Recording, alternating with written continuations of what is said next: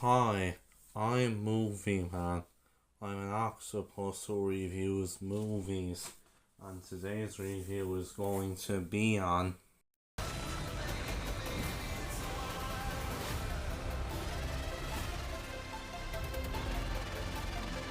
Now, this was a movie which I didn't have really huge expectations for this film, but a bit of excitement for it. Well, I mean,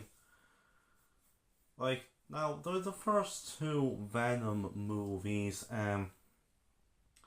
Now the first movie, I remember going to see it back when it came out in 2018, and I actually really enjoyed the film when it first came out, and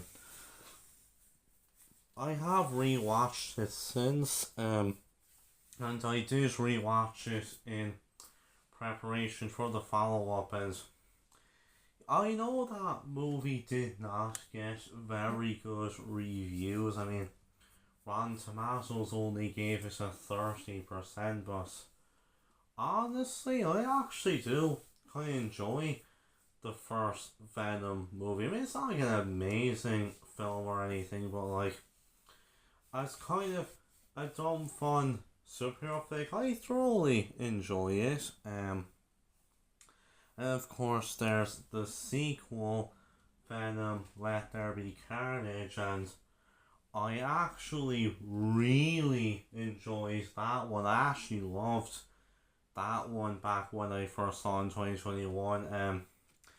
And to be fair, that second Venom movie, I guess I do have kind of a soft spot for it, as it was actually one of the very first movies that I reviewed on this channel. It was actually the first cinema movie that I reviewed.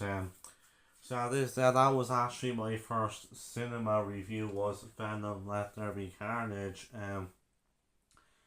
Well, I did rewatch Let There Be Carnage in preparation for the third film as well. Oh, it's not as good as I remember. I wouldn't say it was that good, but I still think it's an enjoyable enough movie. To be honest, the two Venom movies are not great films in my opinion, but they're films that I honestly kind of do enjoy as, guilty pleasure movies. And compared to the other two movies in the SSU, yeah, come on now, the Venom movies aren't that bad. But yeah, anyway, so now we have this third Venom movie out, Venom: The Last Dance, and obviously with this one, it was, being marketed as, the epic conclusion to the trilogy. And so I went into it not exactly with huge expectations, but I was hoping at least show you kind of just being another kind of dumb fun movie, at least be kind of a solid conclusion to the trilogy. I did see going in, the film had kind of gotten quite a mixed response. I saw some people fairly enjoying it, but I did see quite a few negative reviews for it though, and yeah, the critics didn't seem to really like it all that much, with RT giving it a 36%. So yeah, it wasn't surprising that, it wasn't exactly a critical darling, but I still, went into it just, at least hoping for something, that may not be amazing, but, just at least a fun time.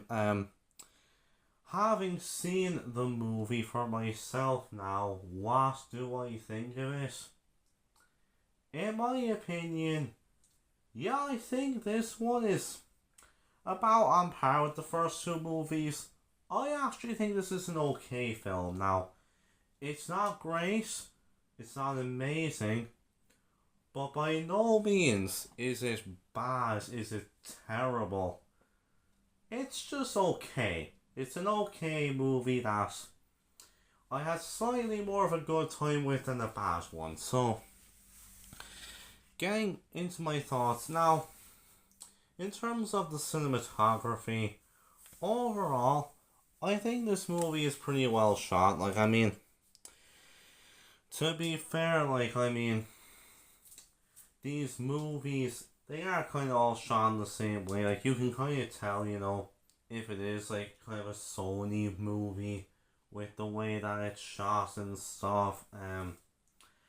But nonetheless, overall, I think it's a well enough shot movie. You know, there's actually some pretty good shots in this film, I'm not gonna lie. I do like the way that some of the action scenes are shot. And definitely compares to, you know, certain other SSU movies. It's overall pretty decent. So, yeah, overall, the cinematography I think is good enough. I think the movie is overall edited well enough as well. Like, I mean, I don't think it's exactly an amazingly edited movie. Like, but it's overall okay. Like, I mean, now I know, like, with the way that, like, there is kind of a bit of tonal shifts at times, so we're kind of cutting through some of the subplots in the film, like, but, like, by no means do I think the editing is exactly bad per se. Like, honestly, I think overall it's a decently edited movie. Yeah, I mean, overall I think the editing in this movie is alright. In terms of the film's pace, now, this movie is not exactly too long. The film is around an hour and 49 minutes, I believe, which, you know, is kind of a standard runtime for a Venom film, but just like the other two installments, so this movie isn't exactly like that long. Like, really, I think the film is around the 90-minute mark, to be honest, because, like, there is a good amount of credits. Like, if you are planning to stay for the after credits scene, well, the second one in particular, credits actually do go on for a bit. I'll just let you know that. Yeah, really, I think the main problem with the ending is that they could have just cut down the credits a bit. But in terms of the pacing of the actual movie itself, overall, I think it's okay. Like, I mean, I think some of the subplots, like with the military and some of the scientists, that whole subplot, I feel like, you know, we could have just had a bit more of that, so that, you know, that way maybe I would have kind of been more invested in some of that. Like, it would have had like a bit more depth. But I think really the movie's more concerned with, you know, Eddie and Venom just being buddies as always. Yeah, but overall, the pace in this movie is okay. Now in terms of the sound and music, overall I think the sound effects in the film are decent. Like, I mean, we kind of hear like some of the noises like of like the symbiotes and the xenophages and stuff. Yeah, I think overall they are quite decent sound effects. And I will say Andy Serkis's voice as Null, it does sound genuinely really cool, I'm not gonna lie. Yeah, yeah, the sound effects are pretty good. I think overall the music in the movie is good as well. Like, overall, I think the movie has a decent score. It's kind of a standard score you hear for like a superhero movie, but I think it's decent. It fits well enough.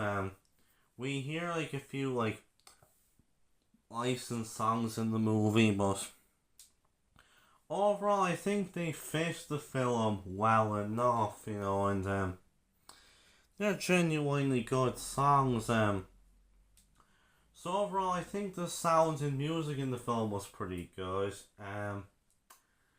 In terms of the visual effects, like, I feel like they can kind of just get a bit too CGI a bit during, like, especially some of the fight scenes, if you know what I'm saying. I feel like they just kind of do get a bit overstuffed with CGI, and with this film it kind of is, you know, a similar case. Like, I mean, there's just a lot of like CGI like with a lot of these fight scenes, like, but overall I think the visual effects, like for like the symbiotes and the xenophages and stuff, overall they are pretty good. And I will admit, I think Null actually looks kind of cool from when we get to see him. So overall, I think the visual effects are okay.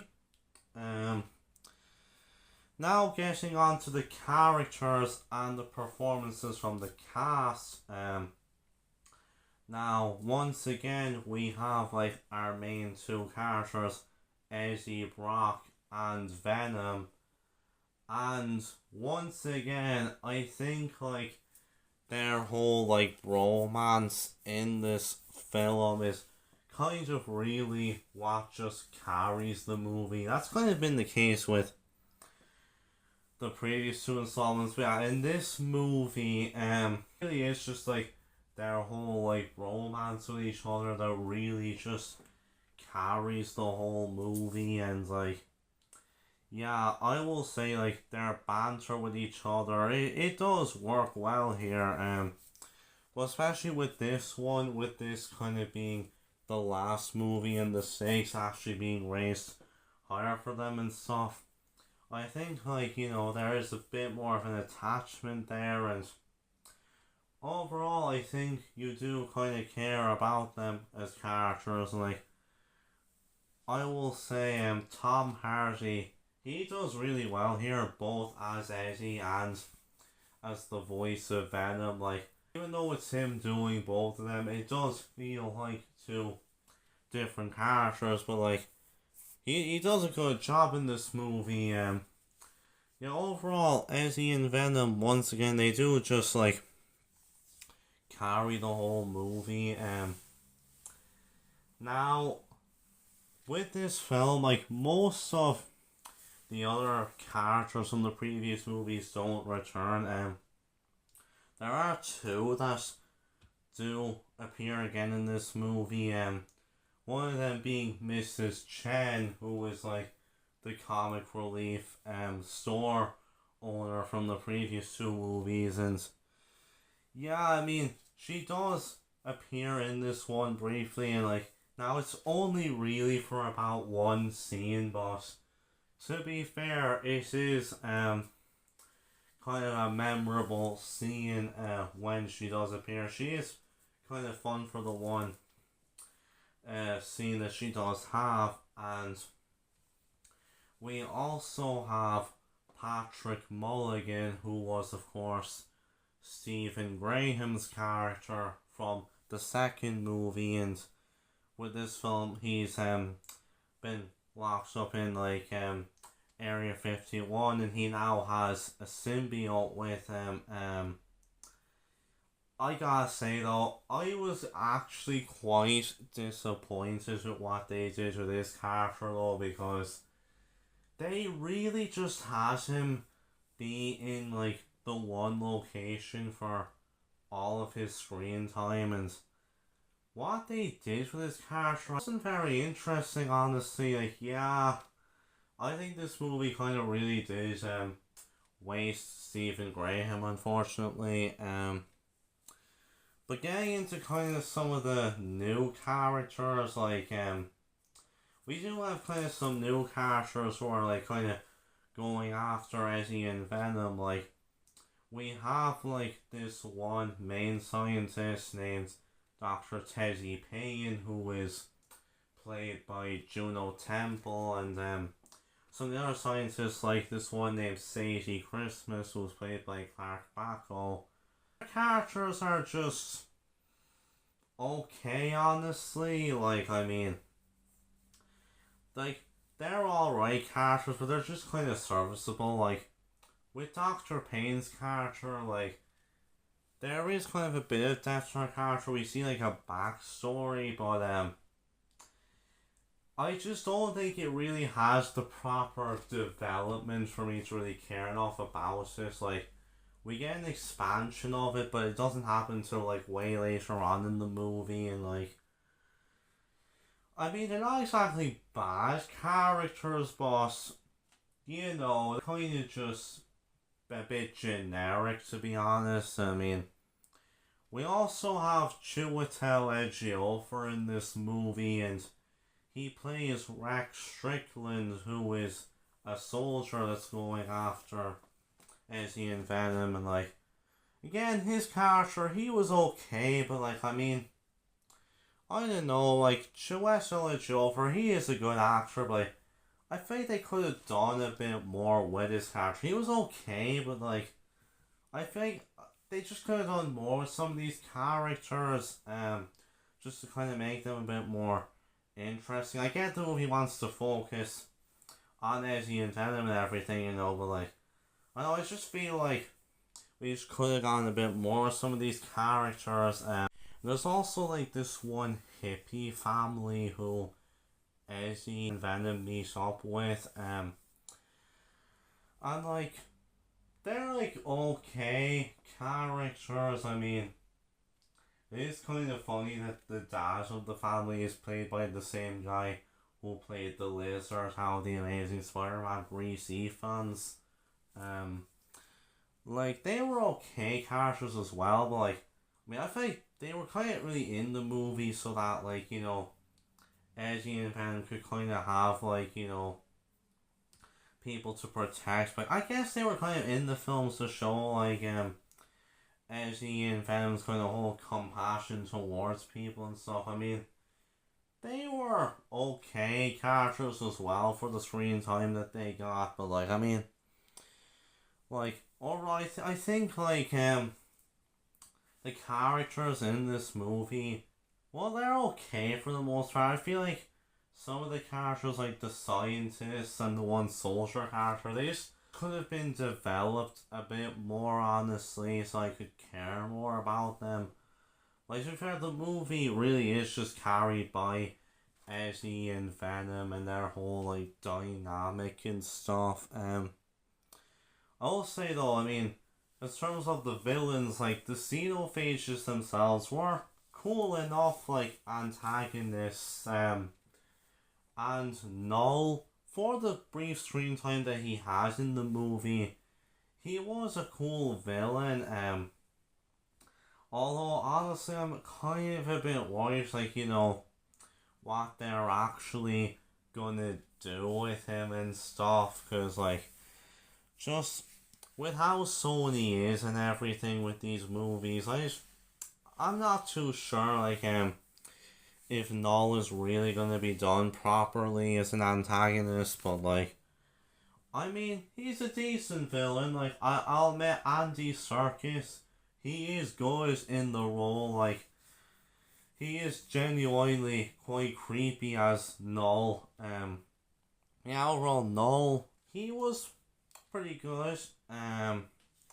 So overall, I think the characters are okay. Eddie and Venom lead the whole movie, but yeah, again, just some of the side characters just could have been developed a bit more, honestly, but Overall, the characters are okay, and I think overall the acting is serviceable enough with kind of Tom Hardy kind of leading the film well. Getting into the film's plot now, with the plot of this film, it carries on from the events of the second movie where Eddie and Venom are now on the run, but not only are they on the run from the military and stuff, but now they're also being hunted by antagonists from Venom's home world, and I mean, I do kind of like, that they actually kind of try to, build more up upon it and actually kind of explore more of kind of like the whole lore with where Venom is from and stuff. Although, I do think it's honestly a bit like weird that like they kind of wasted a bit for like this all to kind of start happening and stuff. With kind of the whole plot and everything of why they come to Earth and stuff, but overall, really the movie in terms of its plot is kind of what you would expect from the other Venom movies, just kind of being a dumb fun time. Like, we have Venom and Eddie go on the run and stuff, and like there are some honestly pretty funny gags around where like we see Venom taking over like a horse and a fish and other stuff, yeah. And like, I mean, there are some kind of funny moments in this film. Honestly, it was pretty funny. I honestly don't know if it was as funny as the other two movies, but I mean, for the most part, it kind of was, just again, another pretty enjoyable action superhero movie, even if it wasn't great or anything.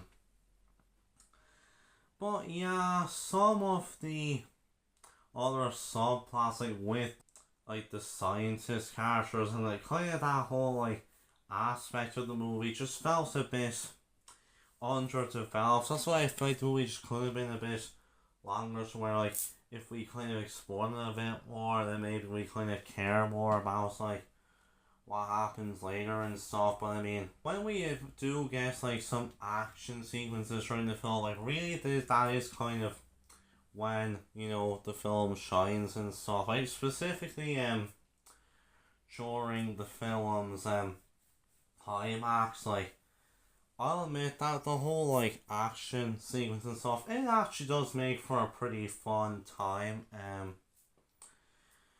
But overall, in terms of the plot, it's not exactly, amazing stuff or anything. I mean, it is pretty much, what you would expect if you've seen the other Venom movies, but I mean, if you are looking for a dumb, fun popcorn flick, you could definitely do much worse. So, overall, I think the plot was okay in that regard. Now, in terms of the film's narrative structure, we have like the plot with like really it's Eddie and Venom on the run, but they're on the run both from the military and also from the xenophages. And like really the main plot of Eddie and Venom going on the run is like them getting into with all these shenanigans and stuff. Yeah, as I said, it is pretty fun, and you just want to turn off your brain and stuff. It's enjoyable, and it makes for a fun time, as I said. I think like the whole like plot with them being hunted by the xenophages was overall kind of decent enough. Now like the whole kind of resolution of it, I won't give away. Bit confusing, honestly, a bit conflicted, but overall I think it's a decent subplot. Them being hunted by like the military and stuff, and we're seeing all these kind of scientist characters. Like, as I said, that whole plot was okay, but I just think it could have been developed better. Like, specifically like with Juno Temple's character, Dr. Payne, like this could have developed her character better, honestly. Very kind of standard narrative structure, for like a superhero action flick. It's pretty much what you'd expect for like a movie like Venom. And like it's not exactly amazing or anything, but it's not exactly one that's terrible either. Like, really, if you're just willing to, turn your brain off and stuff, it can honestly make for a fun but flawed time. But yeah, overall, I think the narrative structure overall, while not absolutely amazing, was pretty okay, honestly. So overall, Venom: The Last Dance was, just like the previous two movies, an okay, if not great movie, but an enjoyable time, and for what it's worth, a pretty good conclusion to the trilogy. I mean, overall, it is just a pretty enjoyable popcorn flick. And there actually is some pretty good action scenes, especially during the climax. It's actually kind of fun, and really Eddie and Venom's whole dynamic and stuff is really what carries the movie. And Tom Hardy does do well with the performance, and I like how it's willing to, expands the lore of it all a bit. Now, it's not exactly an amazing movie by any means, but it's a film that, if you're willing to just watch it and, just turn your brain off and just watch it as a dumb but fun popcorn movie, then I think you'll enjoy it, especially if you enjoyed the first two Venom movies. I'd say you are gonna enjoy this one as well, but overall, while I didn't love it, it had some issues, but I still overall enjoyed the movie enough for what it was, and I think for the only likable character in this Sony universe, he has a decent conclusion to his trilogy, but yeah, I will say, I do hope that they do make a return with the character if this universe is going to continue. But yeah, so anyway, with all that said, I am going to give Venom: The Last Dance a 6 out of 10. So with that, I'll see you guys next time, and bye.